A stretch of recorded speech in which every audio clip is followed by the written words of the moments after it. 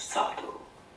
समन्ता चक्रवालेषु अत्र गच्छन्तु देवता सद्धम्मं मुनिराजस् सुनन्तो सग्ग मुक्खदं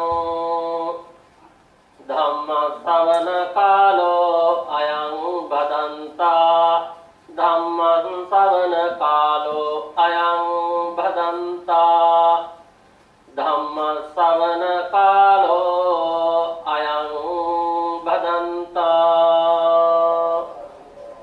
नमो तस्स भगवतो अरहतो सम्मा सम्बुद्धस्स नमो तस्स भगवतो अरहतो सम्मा सम्बुद्धस्स नमो तस्स भगवतो अरहतो सम्मा सम्बुद्धस्स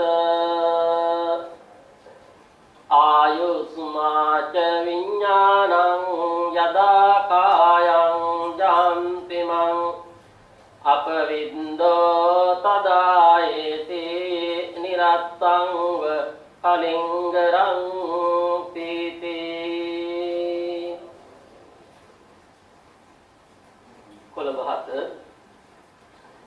नारद धर्मायतनाधिपति राजकीय पंडित शास्त्रपति अप कल्याण मित्र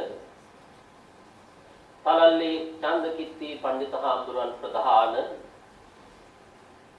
पूजनीय महासंघ रत्नेन पलंग කොට අවසරයි श्रद्धा बुद्धि संपन्न संवेग प्राप्त कारुणिक पिंडතුනි මෙනිවසේ ගෘහ ප්‍රදාන එස්ටේට් ගජනායක පියාණන් ඒ වගේම අපේ චන්දකිත්ති පඬිත හාමුදුරුවෝ ඇතුළු සහෝදරයා සහෝදරියන් දෙපළ පවුලට සම්බන්ධ ඥාතීන් හිතවතුන් අසල්වැසියන් විශාල පිරිසක් අද සන්ධ්‍යා කාලේ මේ නිවසට ඒකරාශීව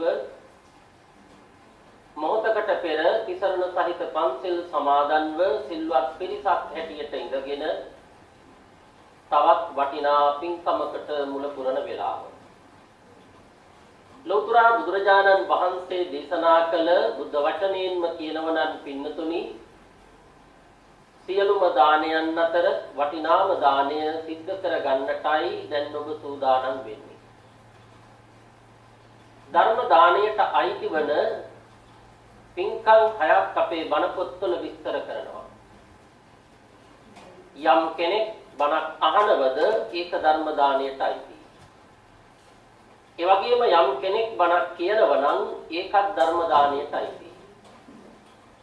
කෙනෙක් හෝ පිරිසක් බණක් සංවිධානය කිරීම, ධර්මයට ගරු කරන්නට දහම් පිරිකර පූජා කිරීම, දහම් පොතපත ලියන එක පූජා කරන එක, ධර්මශාලා ඉදි කරන එක ධර්ම දානයට අයිති අවශේෂ පින්කම්. එහෙනම් ඒ ධර්ම දාණයට අයිති වන පින්කම් එකක් නෙවෙයි ගණනාවක් අද මේ නිවසේ සිද්ධ කරන්නට ඔබ සූදානම් වෙන වෙලාව. මෙවැනි ධර්ම දානමය පින්කමක් හදිස්සියේ මේ නිවසේ සංවිධානය කරලා සිද්ධ කරන්නේ ඇයි කියන කාරණය මොහොතකට පෙර කරුණු පැහැදිලි කළ අපේ චන්දකිත්ති පඬිත හාමුදුරුවෝ ඉතාමත් මොහොතින් උන්චි දරුවන්ට තේරෙන විදියට ප්‍රකාශ කළා. ඒ තමයි මේ නිවසේ ගෘහස්වාමීව කටයුතු කළ ගජනායක මහත්මිය එහෙමත් නැත්නම් ගජනායක මහත්මාගේ ආදරණීය ස්වාමීන් චන්දකිත්ති හාමුදුරුවෝ ඇතුළු දරුවන් 4 දෙනෙක් මේ ලෝකයට දායාද කරලා ඇතිදැඩි කරලා ඒ මව් කෙනෙක් විසින් සිද්ධ කරන්නට ඕන උපරිම යුතුයකම් මැනවින් ඉෂ්ට කරන්නට යෙදුන උදාරතර මාතාවක් සිහිපත් කරලා එතුමියගේ පරලොව ජීවිතය සාර්ථක කරන්නට දින 7ක් ගත වෙන වෙලාවේ සිද්ධ කරන ප්‍රාප්ති දානමය පින්කමෙහි මූලික අවස්ථාව. පින්නතොනි සිංහල බෞද්ධ චාරිත්‍රයන්ට අනුව අපේ කෙනෙක් මිය පරලොව ගියාම අපි කරන චාරිත්‍රමය පින්කම් හතරක් තියෙනවා. එයින් පළවෙනි පින්කම තමයි අවසන් කටයුතු සිද්ධ කරන වෙලාවට කරනු ලබන ආගමික වතාවක්. ඒකට අපි කියනවා මතක වස්ත්‍ර පූජාව. නැත්නම් අපට තේරෙන වචනයෙන් පාංශුකූලය දෙනවා. ඊළඟට බෙදා වෙන් කරගත්ත දිනපකවානු වලට අනුව කරන තව පින්කම් තුනක් තියෙනවා. ඒ 7 දවසේ පින්කම, 3 මාසේ පින්කම සහ අවුරුද්දේ පින්කම. කෙනෙක්ගේ අවසන් කටයුතු සිද්ධ කරලා ආසන්නවම කරන පින්කම තමයි 7 දවසේ පින්කම. ඒ 7 දවසේ පින්කමක ස්වභාවය බණක් කියලා ධනක් දෙන එක. කියන බණටත් විශේෂ නමක් කියනවා. ඒ තමයි මතක බණ කියනවා කියන එක. මේ මතක බණ කියනවා කියන වචනෙන්ම අදහස් කළේ මොකවත්ම නෙවෙයි සිහිපත් කිරීමේ බණ නැත්නම් මතක් කිරීමේ බණ. මොනවද මතක් කරන්නේ? මූලික වශයෙන් කාරණා දෙකක්. එක ජීවිතයක් පිළිබඳ ගුණ මතක් කරනවා, දෙක මරණයක් පිළිබඳව බණ මතක් කරනවා. එහෙනම් දැන් මේ වෙලාවේ සාමා ගජනායක මාතාව මේ දරුවන්ගේ ආදරණීය මෑණියන් ගජනායක මහත්මයාගේ දයාබර ස්වාමිදුව වෙනුවෙනුත් ඒ ගුණ බණ මතක් කරන්නටයි ඔබ අපි සූදානම් වෙන්නේ. මේ කියපු කාරණා දෙකෙන් පින්නතුනි වඩාත් වැදගත් වෙනවා දෙවණියට කියපු කාරණේ මුලින් මතක් කරන එක. ඒ කියන්නේ මරණය පිළිබඳ බණ මතක් කිරීම. ඒකට හේතුවක් තියෙනවා. ඒ තමයි දැන් මේ හැමෝටම මරණය පිළිබඳ යම් අත්දැකීමක් අත්විඳින්න වෙච්ච වෙලාව. ඒ කියන්නේ Taman සෙනෙහසෙන් ඇසුරු කළ ආදරණීය අම්මා, ස්වාමිදුව, ඒ වගේම ඥාතිවරිය. ගජනායක මාතාව දැන් දින 7කට පෙර අපෙන් සමුගත්තා. ඒ කියන්නේ මරණයක් සිද්ධ වෙච්ච නිසා. වෙනද කතා කළ අම්මා දැන් අපි අතර කතා කරන්න නැහැ. එකට ආහාර පාන ගත්ත ගමන් බිමන් ගිය විවිධ ඉරියව්මය සම්බන්ධතා පැවැත්වූ ඒ ආදරණීය අම්මා දැන් ඒ කිසිවක් කරන්න අපි අතර නැහැ. ඇයි? මරණයක් වෙච්ච නිසා. ඒ විතරක් නෙවෙයි ඒ නිසල ශාරීරිය අම්මගේ ඔබ දෙනිතින් දැක්කා දින කිහිපයක් මේ නිවස තුල. ඒ කියන්නේ මරණය පිළිබඳ එතනත් ඔබට වැටහීමක් ඇති වෙන්නේ නැති. එහෙනම් මරණයක් පිළිබඳව බණ මතක් කරන්න හොඳම වෙලාව. පින්වතුනි ඇත්තටම මොකක්ද මරණය කියන්නේ? අපි කතා කරන භාෂාවේ තියෙන වචන අතර අපි අකමැතිම වචනය මොකක්ද කියලා අහුවොත් ඔය දරුණුත් කියයි මරණය කියන වචනයට නම් මම වැඩි කැමති නෑ කියලා. ඒ වචනයට පින්නතුනි අපි කොච්චර අකමැතිද කියනවනම් බලන්න. ගෙවල් වල ළමයි කතා කර ඉන්න වෙලාවක නිකමට හරි දරුවෙක්ගේ කටින් ඔය වචනය පිට වෙනව ඇහුනොත් අම්මල තාත්තල වැඩිහිටියෝ කටට ගහනවා. කට කැඩිච්ච කතා කියන්න එපා කියලා. අසනීප වෙච්ච කෙනෙක් ලෙඩ ඇඳේ ඉඳගෙන ඔය වචනය කියනව ඇහුනොත් අනිත් අහගෙන හිටපු අය මොකද කියන්නේ? අනේ අව කැපෙන වචන නම් කියන්න එපා කියලා. ගමනක් බිමනක් යන වෙලාවක වාහනයක වගේ කවුරු හරි ඔය වචනය කියනව ඇහුනොත් කියනවා අසුබ කතා කියන්න එපා කියලා. දැන් බලන්න මරණය කියන වචනයට අව කැපෙන, අසුබ, කට කැඩිච්ච ඔය වචන ටික තමයි අපි යෙදුවේ. ඔය එකක්වත් සුභවාදී වචන නෙවෙයි. හැබැයි ලෞතර බුදුහාමුදුරුවෝ නම් ඔය මරණය කියන වචනය ගැන ඊට වඩා තාමත්ම පුළුල් වැදගත් දේශනාවන් කළා තියෙනවා.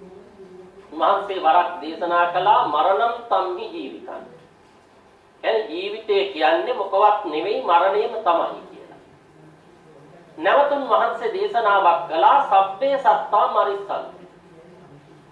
මේ ලෝකයේ උත්පත්ති ලැබෙන සෑම සත්වෙක්ම මරණය කරා ගමන් කරනවා. ඒ වගේම තවත් දේශනාවක් තමයි උත්පත්තියා සහේ වේදං මරණං ආගතං සදා. උපදින යම් කෙනෙක් වේද ඒ කෙනා මරණයක් රැගෙනයි කියන්නේ. දැන් බලන්න බුදුහාමුදුරුවෝ මරණය ගැන දේශනා කරපු වචනත් අපි මරණය ගැන කියවන වචනත් අතර කොච්චර වෙනසක් තියෙනවද?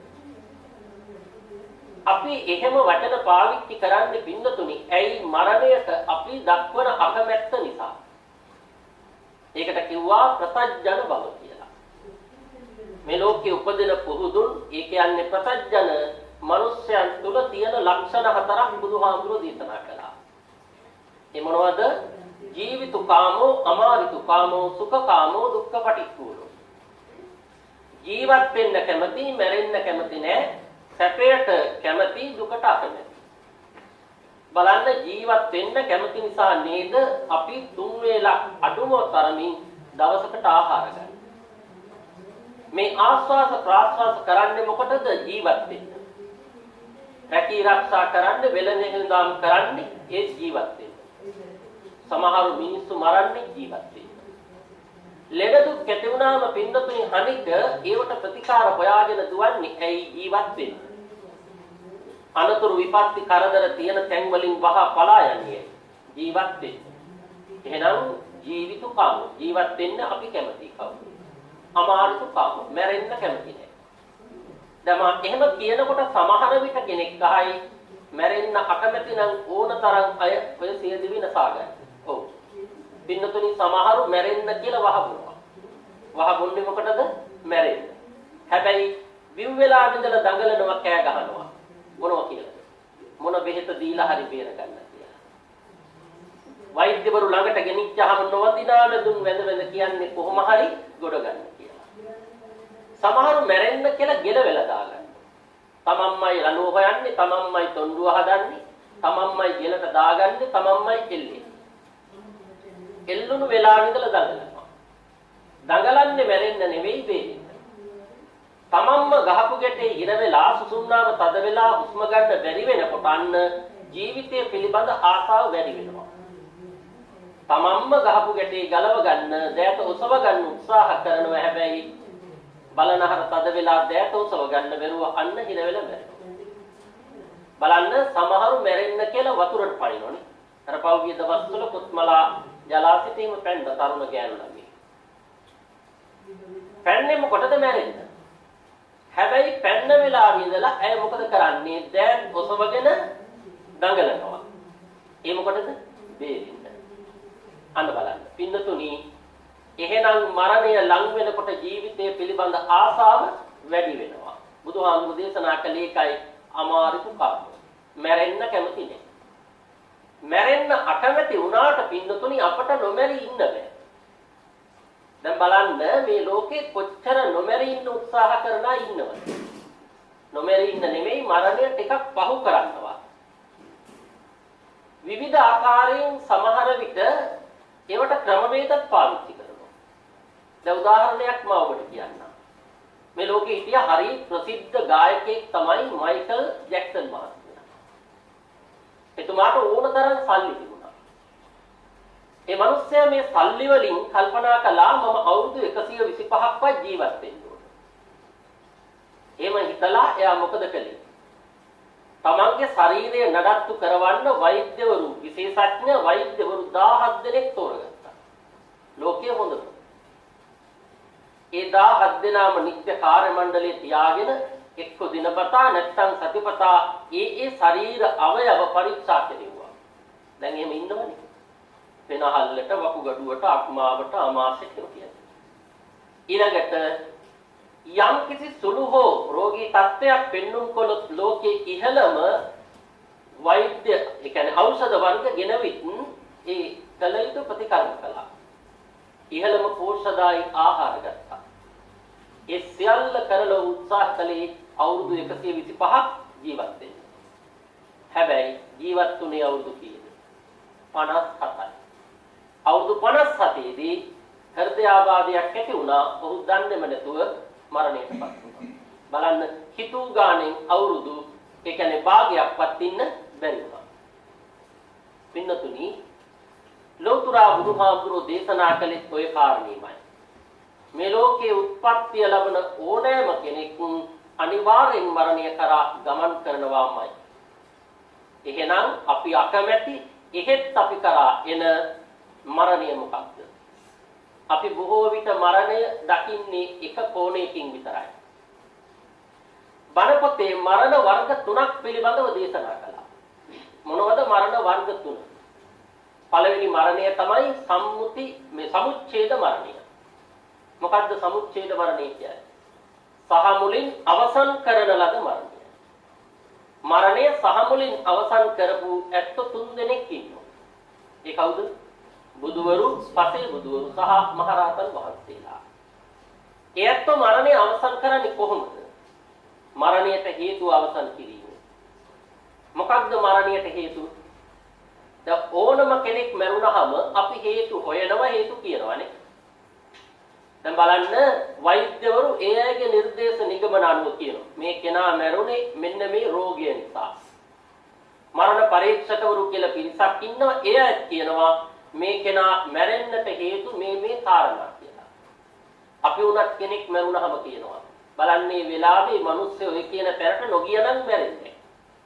හේතුව ගියේක.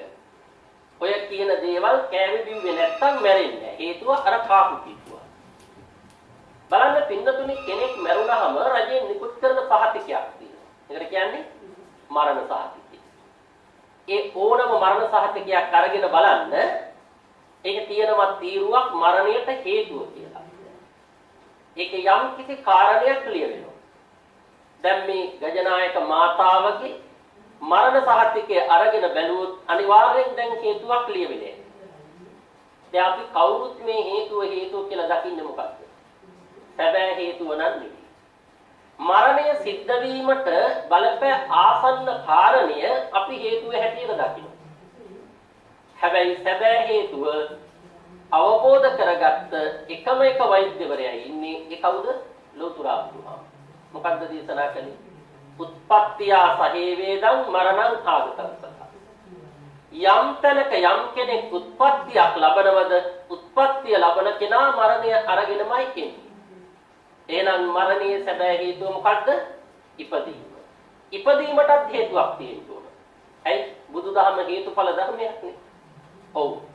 සංසාරේ අපි කරගන්න පින්නතුනි බරපතල වරදක් තියෙනවා. ඒ තමයි තණ්හාව ඇති කරගැනීම.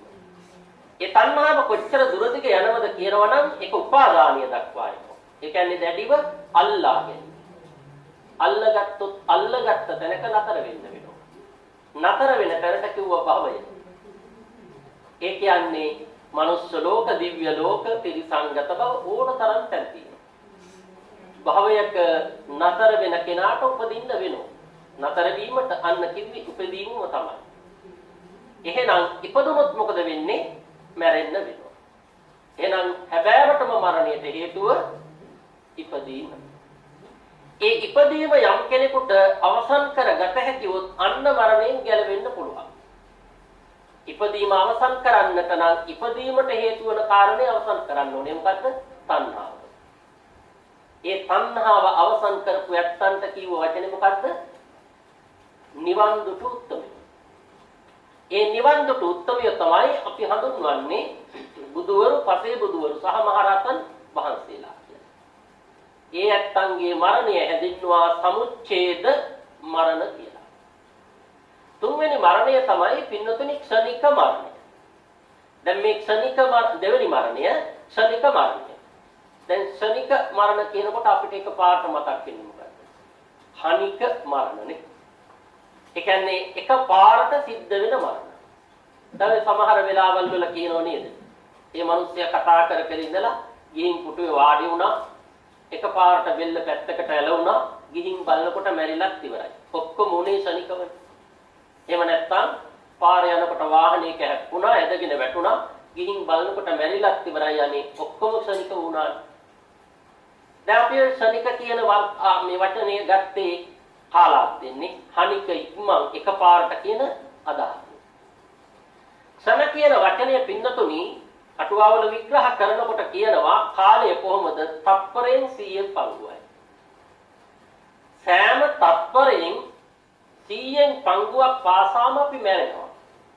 හැබැයි මැරෙනවා කියන වචනයට අපි අකමැතියි කියලා මං කියවනේ. ඒ අකමැති නිසා වෙන වචනයක් ඕකට දාගෙන තියෙනවා. මොකද්ද?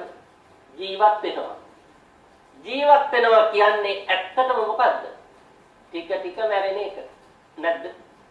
දැන් බලන්න මෙතන ඉන්නවා අවුරුදු 70 80 වැඩි හිටි අම්මලා තාත්තලා. ඒ වගේම මෙතන ඉන්නවා අවුරුදු 2 3 4 දරුවෝ. ඔබ නැවත අතීතයේ ආවර්ජනය කළොත් ඔබට මතක් වෙන්නේ නැද්ද? අපටත් මෙහෙම වයසක් තිබුණා නේද? ජව සම්පන්න තරුණා ඉන්නවා. ඒ අයගේ තරුණ කාලය අපටත් තිබුණා නේද කියලා මතක් වෙන්නේ නැද්ද? කොයි කාලෙද? පින්නතුනි මොකද වෙලා තියෙන්නේ? සියලුම ශරීර අවයව වලට අන්න අර ක්ෂණික මරණ ධර්මතාවය වුණා. පෙනුණු ඇස් දෙක දැන් පේනවා අඩුයි. ඇයි? ඇස් මැරිලා. කන් නම් දැන් ටිකක් ඇහෙනවා අඩුයි. ඇයි? කන් මැරිලා. ඊළඟට අත්පා ඉස්සර වගේ දැන් හසුරවන්න බෑ. ඉස්සර නම් ගස්ගල් පෙරළුව දැන් හැබැයි එහෙම බෑ. ඇයි? අන්න අත්පා මැරිලා. මේ හැම මැරිලා නැද්ද? ඒකට තමයි කියන්නේ රැලි වැටිලා කියලා. පින්නතුනි එහෙනම් අපි කවුරුත් ටික මැරිලා තියෙනවා. අර බටහිර කියවනක් තියෙනවා එක ගඟකට දෙවරක් බහින්න බෑ. කෙනෙක් කියයි මොන බොරුද? අපි කැලණි ගඟට කොච්චර බහැලා තියෙනවද? කතරගම ගියාම මැණික් ගඟට කීවරක් බැස්සද? ඔව්. ගඟ කියන සම්මුති නාමයෙන් හඳුන්වන තැනට අපි බහිනවා. බහැලා ගොඩවිත් ඊළඟ තත්වරේ බහිනකොට තිබුණු ගඟද? නෑ. ගඟ වෙනස් වෙලා නේ. ඊළඟ කියමන තමයි එක්කෙනෙක් දෙවරක් දකින්න බෑ. දැන් ධර්මාසනේ වාඩි වුණා මම බණ කියන්නේ නැවිදින්. මීට ටික වේලාවකට පෙර. බණ ඉවර වෙලා ආයෙත් නැගිටලා යන්නේ පින්නතුනි ආවොත් මම නෙවෙයි. ඔබ දැන් වාඩි වෙලා මේ බණ ටික අහනවා. බණ ඉවර වෙලා ගෙදර යනවනේ. යන්නේ ආපු ඔබ නෙවෙයි. ඔබත් වෙනස් වෙලා. එතකොට කෙනෙක් කියයි මොන බොරුද? එහෙම වෙනස් වෙනවා නම් ගෙවල් වල අයට අපි වඳුර ගන්න බැරි වෙන්නේ. එහෙම වෙන්නේ නැහැ. ඇයි නොවෙන්නේ? ඒ තරමට අපි අපේ මනස දියුණු කරගෙන නැහැ. මේ හිත විදර්ශනාව පැත්තට යොමු කළොත් අන්න මසසට නොපෙනෙන මනසින් දැකිය හැකි වෙනසක් හැම තත්පරයෙන් 100න් පංගුවක් පාසාම මේ ශරීර කූඩුවේ සිද්ධ වෙනවා. ඒ සිද්ධ වෙන ධර්මතාවයට කිව්වේ මොකද්ද? ක්ෂණික මරණ. පින්නතුනි ඊළඟට එනවා තුන්වෙනි මරණය. ඒ මොකද්ද? සම්මුති මරණය. ඔන්න අපි දන්න මරණය, අපි හඳුනන මරණය, අපට හුරු පුරුදු මරණය. එහෙමත් නැත්නම් කෙටියෙන්ම කිව්වොත් ගජනායක මාතාව මීට දින කිහිපයකට පෙර උරුම කරගත්ත මරණය. ඒ මරණය වෙන්නේ කොහොමද? කාරණා තුනක් සම්පූර්ණ වුණු තැන මේ මරණය වෙන එක වෙනවමයි. මොකද්ද කාරණා තුන? ආයු උස්මාච විඥානං යදා කායං ජහන්තිම අපවිද්දෝ තදා ඉති නිරත්තංව කලින්දා. ආයු මේ ලෝකයට එනකොට ගෙනාපු නිශ්චිත ආවස ප්‍රමාණයක් තියෙනවා. ඒක අවසන් වන්නේ කවදාද? අන්න අපි මරණ ධර්මතාවයට යටත් වෙනවා. පින්නතුනි ඒක ඔබට පැහැදිලි වෙන්න මම මෙහෙම කියන්නම්. ඔය කඩවලට ගියාම කනබොන ಜಾති ගන්නකොට ටින් කරපු පැකට් කරපු කෑම වර්ග ගන්නව නම් අපි මොකද්ද බලන්නේ? නිෂ්පාදිත දිනය බලනවා. ඊළඟට මොකද්ද? කල්ලිකුත්වල. ඔබ දන්නවද පින්නතුනි අපේ මේ පංචස්කන්ධයටත් ඒ කියන්නේ ශරීර කූඩුවටත් නිෂ්පාදිත දිනයකුත් තියෙනවා, කල් ඉක්ුත්වන දිනයකුත් තියෙනවා. නිෂ්පාදිත දිනය නම් අපි දන්නවා. මොකක්ද ඒකට කියන්නේ? උපන් දිනය. හොඳට හෝ නරකට කල්ලිකුත්වන දිනය දන්නේ නැහැ. ඒක එක වෙලාවකට හිතන හොඳටයි කියලායි. දැනගත්තොත් නිකමට හරි දිනේ ලඟ වෙනකොට අපි අතිධාවනකාරී වෙනවා. ඒ කියන්නේ අවුරුදු 3ක වැඩ සති 3ෙන් කරන්න යනවා. ඒ නිසා ඒක නොදන්න එකත් එක වෙලාවකට හොඳයි. හැබැයි ඔකේ අවාසියකුත් තියෙනවා. ඇයි? නොදන්න නිසා හිතනවා තව කල් තියනවා කියලා. ඒ නිසා කරගත යුතුම බොහෝ දේවල් නොකර ඉන්නවා. ඒ කුසල් දහම් වඩන එක. දැන් බලන්න ඕනම කෙනෙක් මැරුණ කියලා දැනගත්තාම ඊළඟට අහන ප්‍රශ්නේ මොකද්ද? වයස කීයක් විතර වෙනවද? 75ක් 80ක් 85 මම මෙහෙම කිව්වට ඒ වයසේ කලබල වෙන්න එපා. එහෙනම් අපේ කාලෙත් හරි කියලා. මම කියන්නේ සාමාන්‍යයෙන් ඒ වගේ වයසක් තමයි මරණයට નિયમિત කාලය කියලා මානසික උපකල්පනයක් අපි අතර තියෙනවා. හැබැයි ඊට පෙර මැරෙන අය නැද්ද? කිටි ගම බලන්නකෝ කිරිමල් ළමා වයසේදී, භද්‍ර යෞවන වයසේදී, මැදි වයසේදී, ඒ කියන්නේ අවුරුදු 40 45 අපි දන්නව නැතුව මැරෙනවා. මැරෙනවා නම් තමයි මැරෙන්නේ වයසට ගිහිල්ලයි කියලා හිතාගෙන ඉන්න අය පින්නතුනි වේලාසන මැරුණොත් යන්නේ හිස් සතින් නෙවෙයිද? අන්න එතන තියෙනවා එහෙනම් අවාසියකුයි. ඒ කොයි හැටි වුණත් ආයි කියන සාධකය තමයි මේ ලෝකේ අපි ජීවත් කරවන ප්‍රධානම කාරණය ධර්මයට අනුව. ඒ ආවස තියෙනවා නම් බලන්න මරණය දැක දැක මරණයෙන් ගැලවෙන අවස්ථා නැද්ද? දැන් මේකට මම ඕනනම් උදාහරණ කියන්නම්. ඔබට මතක ඇති මීට මාස 6කට විතර ඉස්සෙල්ලා පුවත්පත්වල පළ වුණා මෙන්න මේ බලංගොඩ පැත්තේ එක්තරා වත්තක කියන්නේ තේවත් අම්මා කෙනෙකුට දරුවෙක් ලැබුණා. මේ දරුවා ලැබුණු හැටි අම්මා මොකද කළේ? මේ දරුවා පණ පිටින් වැළලුවා පිටනෙමෙල කපලා. ඒ අසල්වැසියන්ට දරුවෙක් හඬන මේ හඬ ඇහුණා. හැබැයි ඉන්පස්සේ හඬ නියඳයි. ඒ නිසා ඒ ටිකක් විපරම් කරලා බැලුවා. හැබැයි එතකොට පැය 5ක් විතර ගිහිල්ලා. කොහොම හරි එයාට පොළවේ පස් අලුත් වෙලා තියෙනවා දැකලා එතන හාරලා බලනකොට මේ දරුවා වුණා.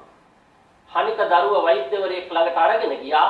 වෛද්‍යවරයා මූලික ප්‍රතිකර්ම කරලා වහාම රත්නපුර රෝහලට ගෙනිච්චා.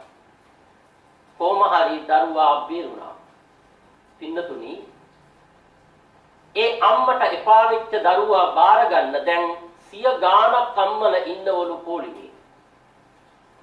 ඇයි මේ ලෝකේ වාසනාවන්තම දරුවා කියලා. ඇත්තනේ. ඇයි ඉපදිච්ච හැටි පැය 5ක් පොළොවට වැළලිලා ඉඳලා ජීවිතේ රැකගත්ත කියන්නේ වාසනාව නෙමෙයිද? පින්නතුනි අන්න මරණය දැක දැක මරණයෙන් බේරුනේ හැටි. ඔබට මතක ඇති අවුරුදු 2කට 3කට විතර ඉස්සෙල්ලා අපේ රටේ පත්තරවල පළ වුණා තව සිද්ධියක්. ජර්මන් ජාතික පිරිසක් ලංකාවට ඇවිල්ලා ඒ අය ලංකාවේ සුන්දරත්වය බලාගෙන යනකොට අර ලෝකාන්තය බලන්න ගියා. එතෙන්දී එක්කෙනෙක්ගේ ආපු කණ්ඩායමේ අත්තරද්දක් නිසා පයකටිල්ල ඇදගෙන වැටුණා. සාමාන්‍යයෙන් ලෝකාන්තයෙන් කෙනෙක් වැටුණා කියලා දැනගත්ත හැටි එතන ඉන්න වන ජීවි නිලධාරිවරු කරන්නේ එකම වැඩයි. මොකද්ද? අර බලංගොඩ රෝහලට පොලිස් මැසේජ් එකක් දෙනවා. මේ බලංගොඩ පොලිසියට පොලිස් මැසේජ් එකක් දෙනවා. අන්න එක්කෙනෙක් වැටුණා වහාම ගිහින් මලදුරුර ගන්න කියලා. ඇයි? යටින් තියන්නේ බලංගොඩ පොලිස් බල ප්‍රදේශය. මේ මිනිස්සු වැටුණට මැරුණද? නුන්නේ. කොහොම හරි වැටෙනකොට ගහක අත්ත කෙල්ලුණා. හඳට ගොඩ වෙලා වෙලාවට Tamange ළඟ තිබුණා ජංගම දුරකථනය. ගමන් සගේකට දුන්න ඇමතුමක් මම වැටුණට මැරුනේ නෑ. මං ජීවත් ඉන්නවා කොහොම හරි බේරගන්න කියලා. හනික ඒ අය හමුදාවට පොලිසියට දැනුම් දීලා ගුවන් හමුදාව ජීවිතාරක්ෂකය ඇවිල්ලා මහ සටනක් කරලා මේ මිනිස්සු බේරගත්තා. පින්නතුනි දැන් අවුරුදු 2-3කට ඉස්සෙල්ලා නේපාලේ විශාල භූමිකම්පාවක් සිදු වුණා. ගොඩනැගිලි දහස් ගාණක් කඩා වැටුණා. මම හිතන්නේ 60000කට වැඩිය යට වෙලා මැරුණා. එම කඩා වැටුණු එක ගොඩනැගිල්ලක සුන්බුන් ඉවත් කරනවා දින 4කට පස්සේ. මොකටද? මල සිරුරු හොයන්න. හැබැයි එහෙම සුන්බුන් ඉවත් කරලා මල සිරුරු හොයනකොට එයාට මුණ ගැහෙනවා අවුරුදු 4මාරක දැරිවියක්. ඇය මැරිලාද? නෑ. සීරින් තුවාල විතරයි බොම නිරුපද්‍රිතව ඉන්නවා. අන්න බලන්න මරණය දැක දැක මරණයෙන් ගැලවෙන හැටි. ඕකට ජනවාහරේ කියමනක් තියෙනවා. වෙලාව හොඳ නම් ගලේ ගැහුවත් මැරෙන්නේ නැහැ කියලා. අන්න ආදි කියන සාධකය. හැබැයි ඕකෙම අනිත් පැත්ත. ආවසිය අවසන් අපි කවුරුත් නොහිතන විදියට මාරය අපි කරා එන්නේ නැද්ද? අර මං ඉස්සෙල්ල කියපු කොත්මලා ජලාශයට මැරෙන්න පැන්නා තරුණ ගැහැණු ළමයි. ඇය පැන්නේ මැරෙන්න. බේරගන්න තරුණයෙක් පැන්නා. මොකද උනේ? මැරෙන්න පැන්න තරුණිය බේරුණා, බේරගන්න පැන්න තරුණයා මැරුණා. අම්බලන්තොට ප්‍රදේශයේ පහුගිය කාලේ හාමුදුරු කෙනෙක් තරුණ අවුරුදු 21 වයසක් වත් වුණා. දානෙට යනකොට වාහනේ අනපේක්ෂිත මොහොතක නගරේ පොලිසිය හා මංකොල්ලකාරයෝ දෙපිරිසක් අතර ඇති වුණා ගැටුමක්. මේක බලන්න වාහනේ නවත්තගෙන ඉන්නකොට අර පත්තු වෙන උණ්ඩයක් හඹාගෙන ඇවිල්ලා හරියට ඒ පොඩි හාමුදුරුවන්ගේ පොළවේ වැදුනා. දානෙට යන්නත් නෙමෙයි හිටියේ. ලොකු හාමුදුරුවෝ අන්තිම මොහොතේ කතා කරලා වාහනේට අඬ ගහගත්තා. අන්න බලන්න. ජනවහරේ කියමනක් තියනවා පින්නතුනි. වෙලාව නරක නම් පැදුරෙන් වැටුණත් ඇති කියලා. අන්න ආයු කියන සාධකය. ඒ ආයු කියන සාධකය තීරණය කරන්නේ කුමක්ද? పూర్ව කර්ම ශක්තිය.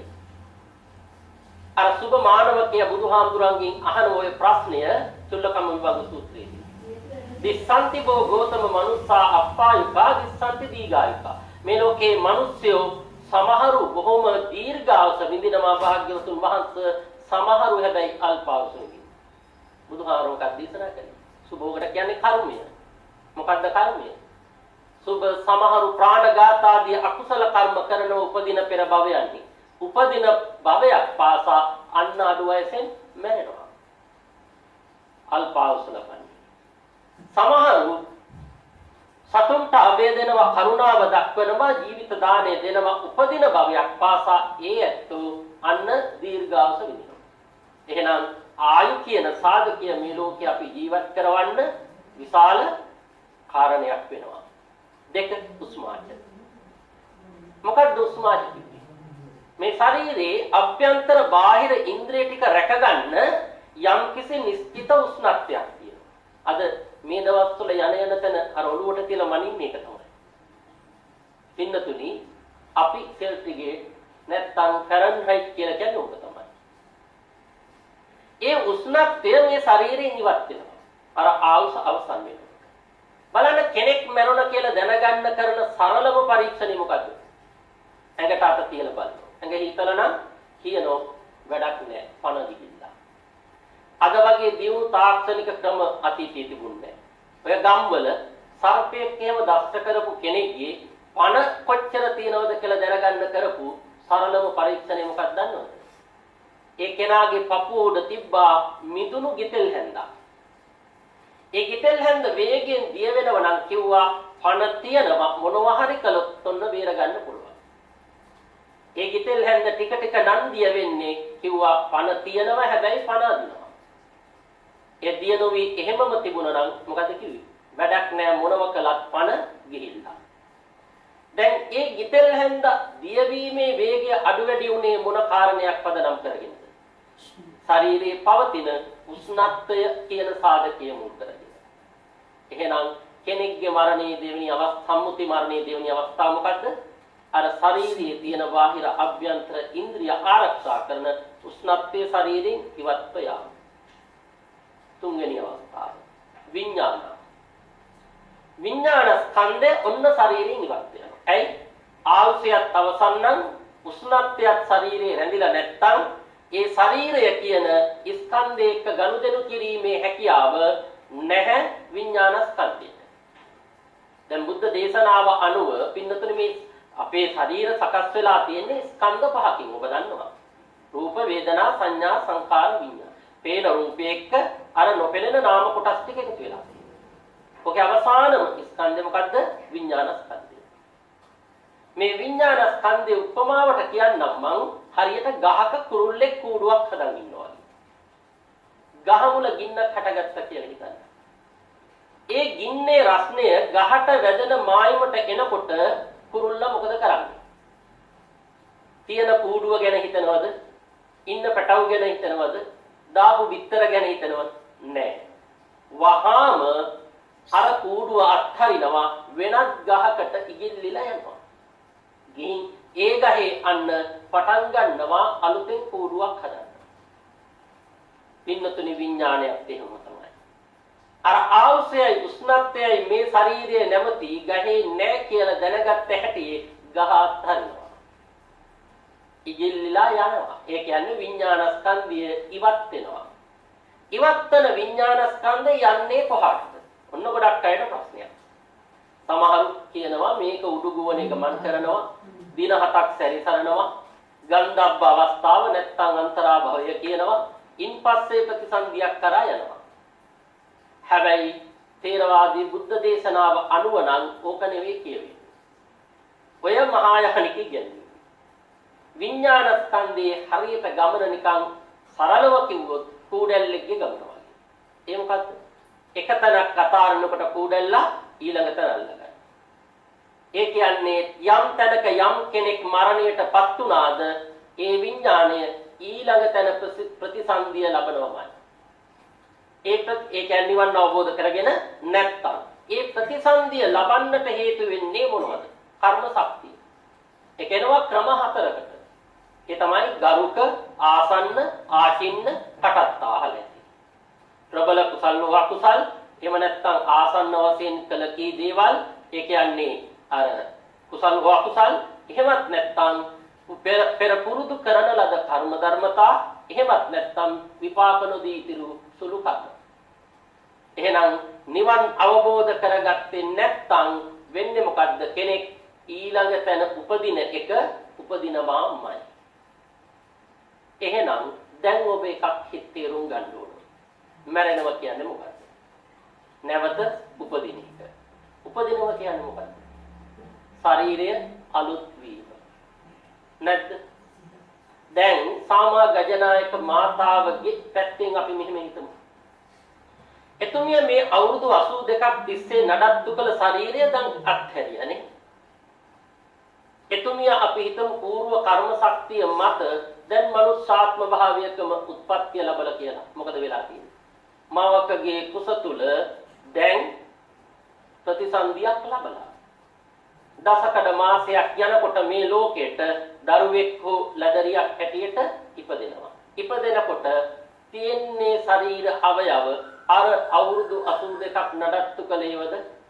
නැහැ. බොහොම මටසිලිටි මොළ කැටියක් පා නෙවෙයිද? බුදුහාමුදුරේක අවස්ථාවක එක්තරා බමුණෙක් ඇවිදින් අහනකොට ඔය ප්‍රශ්නය උත්තරය දුන්නනේ. කොහොමද? අහනවා භාග්‍යවතුන් වහන්සේ ඔබ වහන්සේ කියනවා කෙනෙක් මරුණහම නැවත උපදිනවා. උපදින්නේ එයාමද නැත්නම් වෙන කෙනෙක්ද? බුදුහාමුදුර මොකද කිව්වේ? නචසෝ නචාන්නෝ. එයාත් නෙවෙයි, හැබැයි වෙන කෙනෙකුත් නෙවෙයි. එයා නෙවෙයි කිව්වේ. එයාම නම් එයාගේ ශරීරාවයව ටික තියෙන්නේ බෑ. හැබැයි වෙන කෙනෙකුත් නෙවෙයි කිව්වේ. ඇයි? කර්ම ශක්තිය එයා එක්ක ගමන් කළේ නැද්ද? පින්නතුනි මැරෙනවා කියන්නේ ශරීරය අලුත් කර ගැනීම. මම සරලව මෙහෙම කියන්නම්කෝ.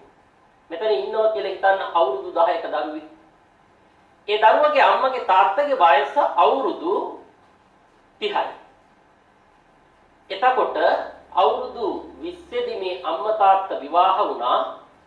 විවාහ වෙලා පියාට දාව දරුවට ඉපදුණු දරුවාට අවුරුදු 10ක් වෙනකොට එයාට අවුරුදු 31ක් කියමු අපි 31ක් වෙලා. මම අහනවා ප්‍රශ්නයක්. අම්මට තාත්තට අවුරුදු 19 දී දරුවාට වයස කීයද? ඔබ මානසිකව දැන් හිතනවා මොන විකාර ප්‍රශ්නයක්ද හාමුදුරු මිහන්නේ? ඇයි? කොහොමද වයස කියන්නේ දරුවට? ඇයි? අම්මා තාත්තා කසාද බැඳලා නැණි. දැන් 20 දිනේ මං අහන්නේ 19. මං කියන එතකොට දරුවට වයස අවුරුදු 82ක් වෙන්න පුළුවන්. බැරිද? 82 කෙනෙක්ගේ මරණයෙන් පස්සේ පියාට දාව මවගේ කුස තුල ලැබූ ප්‍රතිසන්දිය නොහැකිද අර දරුවා? එහෙනම් පින්නතුනි මැරෙනවා කියන්නේ මොකක්ද? ශරීරය අලුත් වීම. දෙක. දැන් මරුණහම කෙනෙක් මරුණු කෙනා වෙනුවෙන් ඉන්න අය අඬනව නේද? ඉන්න අය අඬනවනේ. ඉන්න අය අඬනකොට දුක් වෙනකොට ඔබ දන්නවද සමහර විට මරුණු කෙනා සතුටු වෙනවා. ඇයි? ඒ කෙනා හිටියට වඩා හොඳ භවයක තැනක නම් ඉපදිලා තියෙන්නේ. එයාට සතුටු නැද්ද? මේක සරලම උදාහරණයක් ගන්නකෝ. බෞද්ධ සාහිත්‍ය අපි කවුරුත් දන්න ජනප්‍රිය කතාව. පුංචි දරුවෝ දන්න. මොකද මට්ට කුණ්ඩලී කතාව. මට්ට කුණ්ඩලී තරුණයා අවුරුදු 19 දී මැරෙනවා. ඇයි? තාත්තගේ මසුරුකම නිසා පාණ්ඩු රෝගයට නිසි ප්‍රතිකාරයක් නොලබා. මැරුණු මට්ට කුණ්ඩලී පිළිබඳව, කියන්නේ පුතා පිළිබඳ දුක වැඩි වුණා තාත්තට මරණින් පස්සේ. පුතා දවන කිතකේ ළඟ දන ගහගෙන තාත්තා අඬනෝනේ. තාත්තා අඬනකොට මරුණු මට්ට කුණ්ඩලි කොතනද ඉන්නේ? එතනම ඉහළ හසේ hina වෙවි බලන් ඉන්නවා. තාත්තා අඬන දිහා. සතුටු නැද්ද? ඇයි? හිතියට වඩා හොඳ භවයක ඉපදිලා. එහෙනම් පින්නතුනි මරණයක් ඉදිරියේ අපි ඇඬුවට ඇඬීමෙන් ඇති පළක් තියනවද?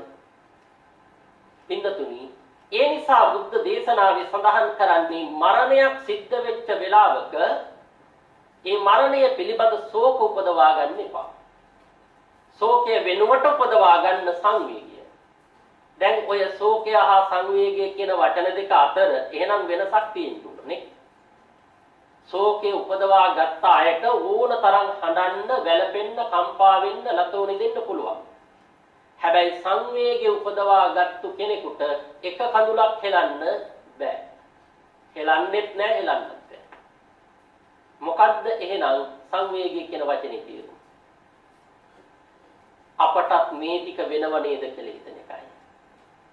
මනසිරුරක් ඉදිරියේ මරණයක් දුටු විට අපිට මෙනෙහි කරන්න බුදුහාමුදුරෝ දේශනා කළේ අපටත් මේ ටික වෙනව නේද කියලායි. එහෙත් බලන්න අරුම එක මහත ගොඩක් තැන්වලදී මරණයක් වුණාම අපට හිතෙන්නේ අපටත් මේ ටික වෙනව නේද කියලා නෙවෙයි, අපටම මේ ටික වෙන්නේ කියලා. නැද්ද? හිතෙන්නේ නැද්ද මෙච්චර ලෝකේ අපි වගේ දරුවන්ට අම්මලා ඉදිද්දි ඇයි අපේම අම්මා නැති උනේ කියලා? එහෙම නැත්තම් බිරිඳ නැති වුණොත් ස්වාමිය හිතන්නේ නැද්ද? මෙච්චර ලෝකේ මං වගේ ස්වාමිවරුන්ට බිරිඳෑවරු ඉඳි ඇයි මගේම බිරිඳ නැති වුනේ? දරුවෙක් නැති වෙච්ච වෙලාවට අඬන්නේ නැද්ද? ඇයි දෙයියනේ මෙච්චර දරුවෝ ඉඳිද්දි අපේම දරුවා නැති වුනේ? අන්න බලන්න. එහෙනම් අපට හිතෙන්නේ අපටත් මේ ටික වෙනව නේද කියලා නෙවෙයි, අපටමනේ මේ ටික වෙන්නේ කියලා. බුදුහාමුදුරු දේශනා කළේ අපටත් මේ ටික වෙනව නේද කියලා හිතන්න. අන්න ඒකට සංවේගය කිව්වා. එතකොට තමයි ඇතිවන දුක තුනී කරගන්න පුළුවන් වෙන්නේ. එහෙනම් කෙනෙක්ගේ මරණය ඉදිරියේ හිතන්නට ඕන මරණ ධර්මතාවය පිළිබඳවයි මා මෙතෙක් මේ බණ කිව්වේ. මා කිව්වා සාමාන්‍යයෙන් මේ වගේ අවස්ථාවක මතක බණක් කියනකොට මරණය පිළිබඳ බණ කියනවා වගේම තවත් දෙයක් කරනවා කියලා. මොකද්ද? ජීවිතයක් පිළිබඳ ಗುಣ මතක් කරනවා. ඔන්න ඔතන තමයි ගොඩක් දේශකයන් වහන්සේලා අපහසුතාවයට පත් වෙන තැන. පින්නතුනි මරණය පිළිබඳ බණ නම් ඕන තරම් කියන්න පුළුවන්. ඇයි? බුදුහාමුදුරුවෝ මරණය ගැන ඕන තරම් බණ දේශනා කරලා තියෙනවා. මේ බණ පොත්වල තියෙනවා. ඒ බණ පිරිවෙන් යන කාලේ ඉඳලා අපිට කටපාඩම් කරවනවා. ඒ නිසා මරණය පිළිබඳ බණ අපි දන්නවා. හැබැයි කෙනෙක්ගේ ජීවිතයක් පිළිබඳ ಗುಣ කියන්න ගියාම පොත් බලන්නද? නැහැ. එහෙනම් ඒ ජීවිතය කියවන්න ඕන. ජීවිතය කියවන්න නම් ජීවිතය කියවනකොට කියන්න ಗುಣ තියෙන්න ඕන. ගොඩක් අවස්ථාවල් වල මා කිව්වා සඳකිත්ති හාමුදුරුවෝ අපි ඔක්කොම ආසරණ වෙන තැන උඩ. ඇයි? මරණය පිළිබඳ බණ විතරක් කියලා නැගිටලා ගියොත් හොඳ මදි. ඇයි? බලන්නකො මැරිච්ච මිනිස්සයා ගැන නිකන්වත් කිව්වේ නෑනේ කියලා දොස් කියන්නේ නැද්ද? එතකොට එහෙනම් ගුණක් කියන්න වෙනවා. හැබැයි කියන්න ඕනේ කියලා කියන්න ගුණක් ඉතුරු කරලා නැතුව ගියොත් මොකද වෙන්නේ? ඒ වගේ තැන්වල හාමුදුරුවෝ අසරණ වෙන්නේ නැද්ද? නොකියාම බෑ කියලා මොනවා හරි නැති ගුණයක් අරගෙන කියෙව්වොත් ගෙදර අය සතුටු වෙයි, ඉන්න අය බැන බැන යන්නේ නැද්ද? හාමුදුරුවෝ කියපු වේගල් ටික කැහැටි දානෙවත් දෙන්නේ නැහැ. දැන් බලන්න එහෙනම් ගුණ නොකියත් බෑ කියලා බෑ. ඒකට කරන්න ඕන එකම දෙයයි. අපි කවුරුත් මැරෙනවනේ. මැරෙන බව දන්නවා. ඒ නිසා මැරෙන බව දැනගෙන මැරුණට පස්සේ අර වඩින හාමුදුරුවෝ අසරණ නොවෙන්න කියන්න ගුණයක් ඉතුරු කරලා මැරෙන්න ඕන. ඒක තමයි පින්නතුනි කල යුතු වටිනම දේ. එතකොට හාමුදුරුවෝ අමාරු වැටෙන්නේ නැහැ. ගෙදරය අසන්තෝෂයටපත් වෙන්නේ නැහැ. මේ උදාරතර මාතාවගේ බණ කිව්වා වගේම ಗುಣ කියන්නත් පුළුවන්. ඇයි? මේ අම්මගේ ಗುಣ කියනකොට පැති කීපයකින් ඕනේ නම් කියන්න පුළුවන්. එකක් මං ගන්නවා. මේ අම්මා, මේ තාත්තා මේ ලෝකයට දරුවෝ 4 දෙනෙක් බිහි කළා. දැන් අද අපේ සමාජයේ ඉන්නවද 4-5 දෙනා ගෙවල් වල දරුවෝ? නෑ. ඉන්නේ උපරිමේ එක්කෙනයි නැත්තම් දෙන්නයි. එක්කෙනා දෙන්න දරුවෝ ඉන්න ගෙදරක තරුණ අම්මා කෙනෙක්ගෙන් තාත්තා කෙනෙක්ගෙන් නිකමට හරි අහන්නකෝ පින්නතුනි පොයටවත් පන්සල පැත්තේ ආවේ නැත්තේ කියලා. ගත්කටට මොකද කියන්නේ? එන්න තියා හැරෙන්න වෙලාවක් නෑ හාමුදුරනි. ළමයාගේ වැඩ ඉවර වෙනකොට දවසේ පැය 24 මදි. දැන් අපේ ඔය තරුණ අම්මලා තාත්තලා ඔය වචනය කියන්නේ කොයිතරම් පහසුකම් ගොන්නක් අපියවට සමාජයේ පරිසරයේ තියාගෙනද? විදුලිය, ජලනල, ප්‍රවාහන, සෞඛ්‍ය, මාර්ග කොයි පැත්තෙන් බැලුවා? දැන් මේ තාත්තයි ඒ අම්මයි දරුවෝ 4 දෙනෙක් කැටිදැඩි කළා. අද ඊයකද? නෑ. මේක අනිවාර්යෙන්ම අවුරුදු මං ගාන කියන්නේ පවුලේ බාලය චන්දකිත්ති හාමුදුරුවෝ. එතකොට අවුරුදු අපි හිතමු 30ක් කියලා. අවුරුදු 40කට 45කට එපිටනේ. ඒ කියන්නේ එහෙනම් මේ රටේ කොතන බැලුවත් මේ පහසුකම් තිබුණද? නැහැ. ඊටාම අල්ප වුණ පහසුකම් මැද්දේ මේ දරුවෝ ඇතිදැඩි කලේ ඒ අම්මයි මේ තාත්තයි.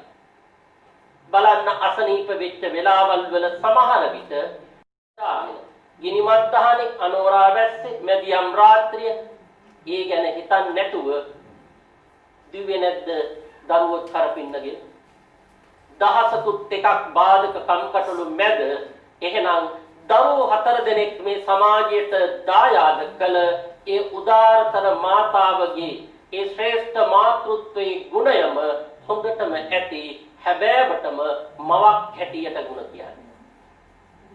ඊළඟට මේ සමාජයට පින්නතුණි දරුවන් බිහි කරන එක කරන්න පුළුවන්. ඒක ජීව විද්‍යාත්මක ක්‍රියාවලියක්. බලන්න සතුටු කරන්නේ නැද්ද මේ වැඩි? දරුවෝ බිහි කළාට මදි දරුවෝ හදන්න ඕන. හදනවා කියන්නේ ශාරීරිකව උස්මහත් කරන එකද?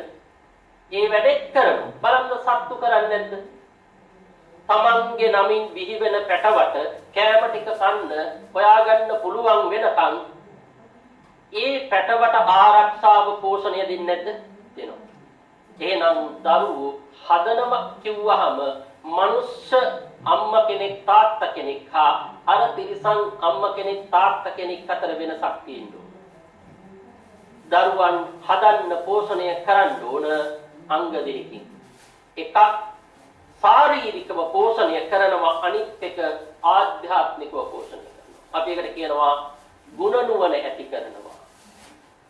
ඒ ගුණ නුවණ දරුවන්ට හරියට දුන්නොත් විතරයි අම්මලා තාත්තලා මේ ලෝකේ සතුට සැනසීම ලබන්නේ මැරෙන මොහොතේ.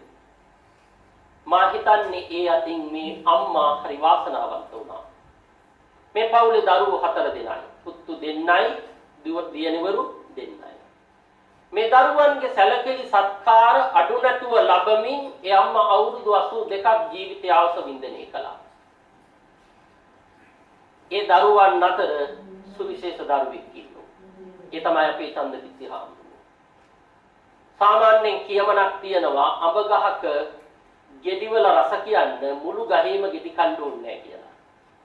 එක ගෙඩියක් කෑවහම අපට කියන්න පුළුවන් මේ ගහේ අඹ මේ රසයි කියලා.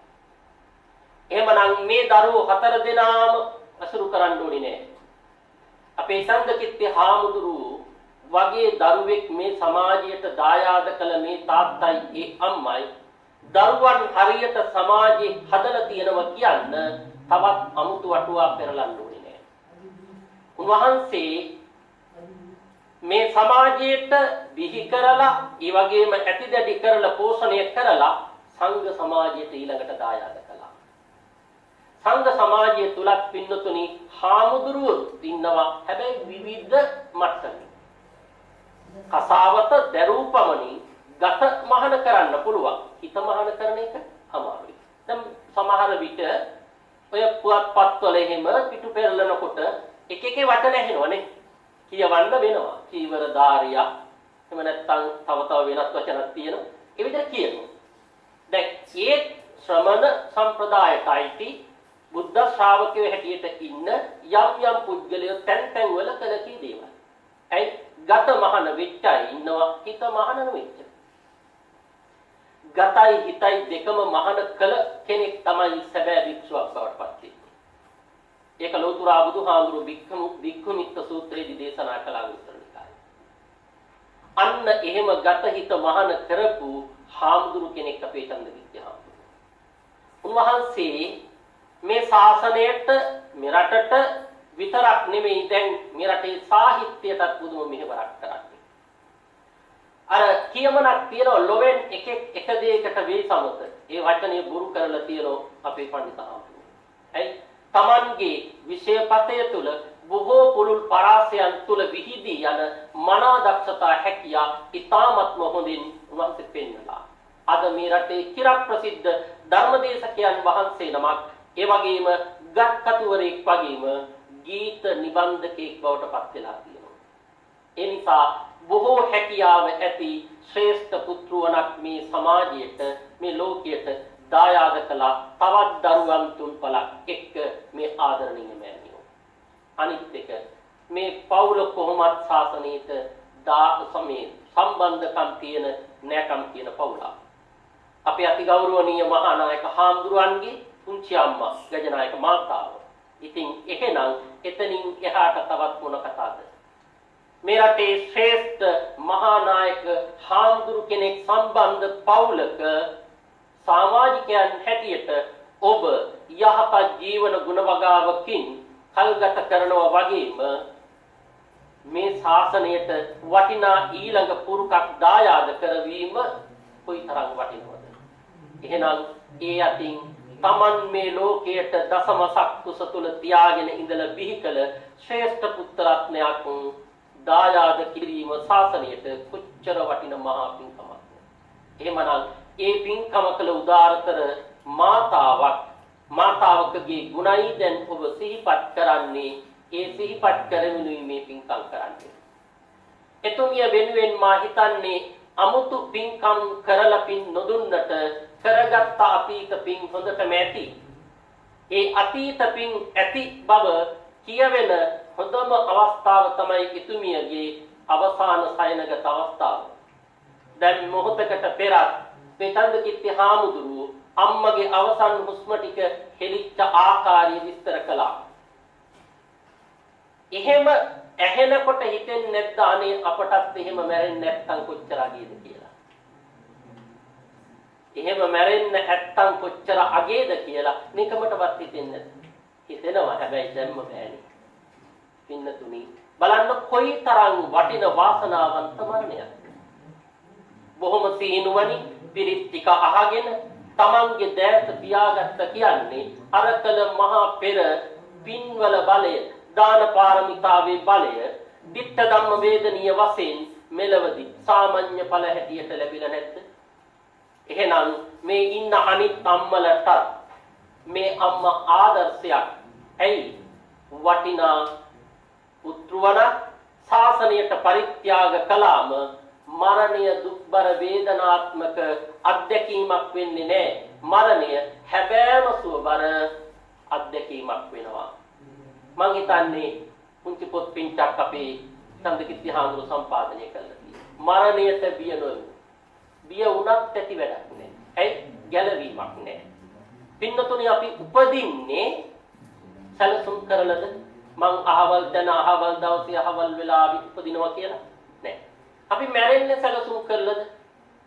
සැලසුම් කරන්න පුළුවන්. ඔය සමහරු සැලසුම් කරනවා. හැබැයි ඒ සැලසුම් වලටම අනුව එහෙම මරණය වෙන්නේ නෑ. දැන් බලන්න බොරැල්ල කනත්තේ අදටත් තියෙනවා සොහොන් ගියා. එක්තරා මේ රටේ හිටපු ව්‍යාපාරිකයෙක් ජීවත් වෙන්න කාලේ සකස් කරලා ඔහු ඒ ජීවත් වෙන්න කාලේ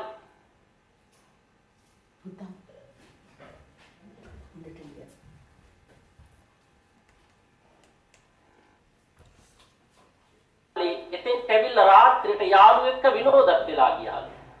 ටිකක් වෙලා නිදියගෙනත් ඉඳලා ගියාලු පුරුදු වෙන්නත් එක්ක. හැබැයි අදටත් ඒ සොහොන්ගේ හිස් අවුරුදු 25ක් තිස්සේ.